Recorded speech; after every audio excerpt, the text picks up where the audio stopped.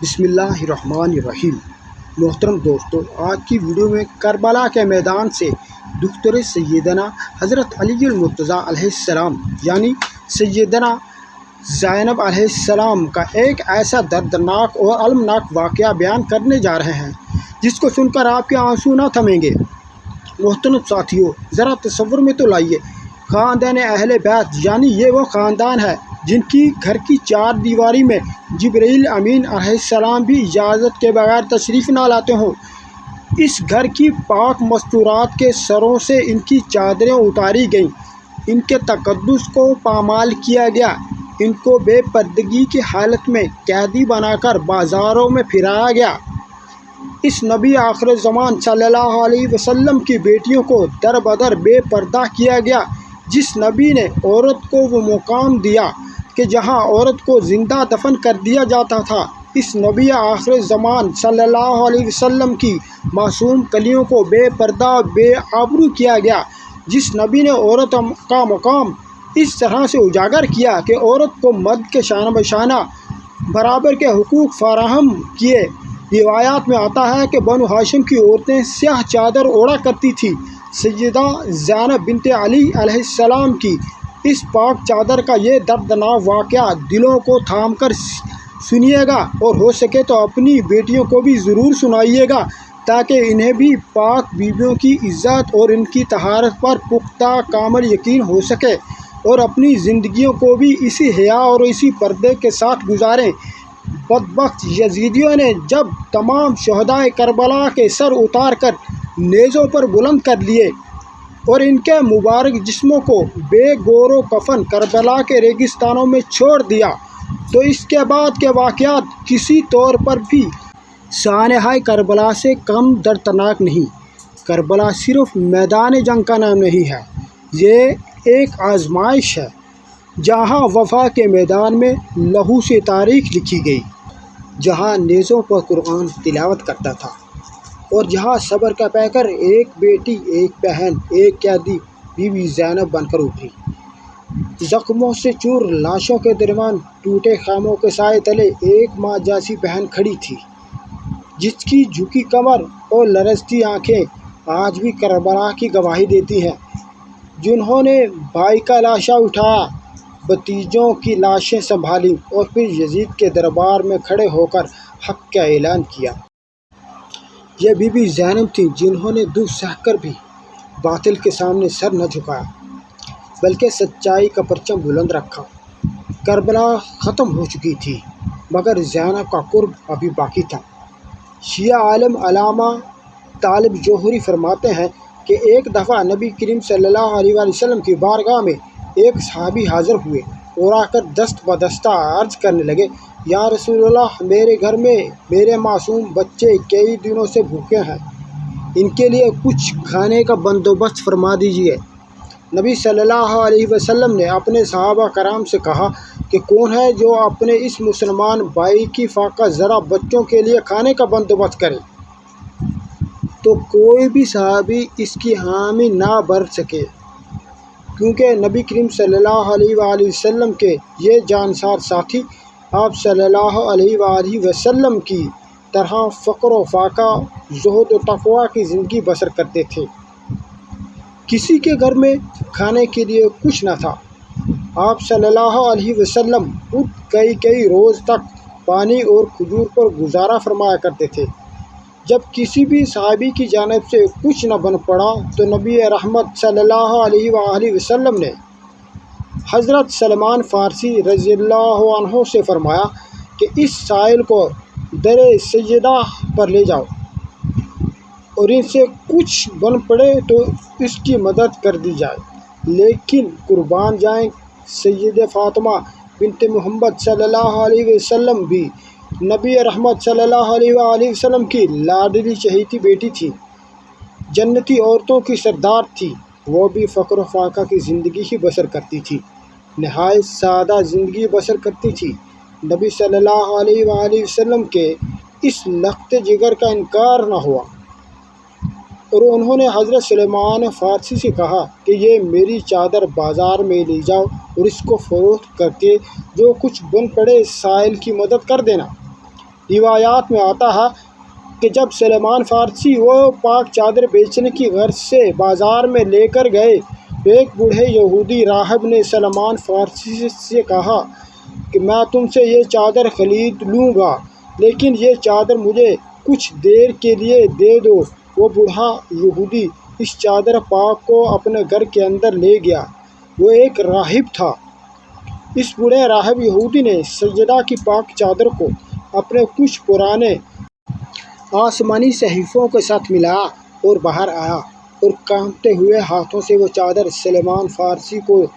دے کر کہنے لگا کہ یہ چادر میں تم سے خرید تو لوں گا، لیکن پہلے مجھے محمد صلی اللہ علیہ وآلہ وسلم کے پاس لے چلو۔ سلمان فارسی اس بوڑھے یہودی راہب کو لے کر مسجد نبوی صلی اللہ علیہ وآلہ وسلم میں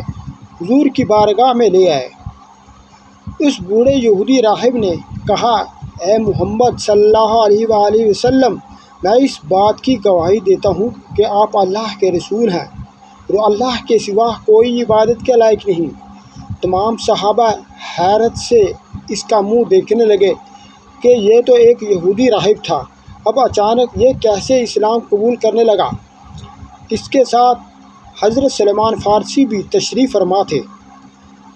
تو حضرت سلمان فارسی رضی اللہ عنہ نے سارا واقعہ آقا دو جہاں صلی اللہ علیہ وسلم کو بیان فرمایا۔ تو بوڑھے یہودی راہب نے کہا، یا رسول اللہ صلی اللہ علیہ وسلم، میں نے پرانے آسمانی صحائف میں یہ پڑھا تھا، تورات اور زبور اور انجیل کے کچھ نسخے میرے پاس موجود ہیں۔ میں نے ان میں نبی آخر زمان کی ایک نشانی پڑھی تھی کہ آخر نبی جو دنیا میں تشریف لائے گا، اس کی بیٹی کی چادر بازار میں فروخت ہونے کے لیے آئے گی، اور وہ فروخت ہونے کے لیے اس لیے آئے گی کہ اس نبی کی بیٹی کسی بے کس اور محتاج کی مدد کرنا چاہتی ہوگی، کسی بے کس محتاج اور مسکین بچوں کے پیٹ کو بھرنا چاہتی ہوگی۔ اور جب میں نے وہ نشانی دیکھی اور میں اس بات پر ایمان لاتا ہوں کہ آپ صلی اللہ علیہ وسلم اللہ کے رسول ہیں۔ محترم ساتھیوں، سیدہ فاطمہ الزہرا خاتون جنت کی یہ چادر نسل در نسل چلتی ہوئی کربلا میں پہنچی اور سیدہ زینب بنت علی المرتضیٰ رضی اللہ عنہ اس چادر کو اوڑھ کر کربلا کے میدان میں اپنے بھائی حضرت امام حسین کے شانہ بشانہ موجود تھی۔ اپنے بھائی پر جب آہ بکا کرنے کا وقت آیا تو ان بدبخت یزیدیوں نے ان پاک مستورات کو اپنے بھائیوں اور اپنے بھتیجوں کی لاشوں پر رونے بھی نہ دیا،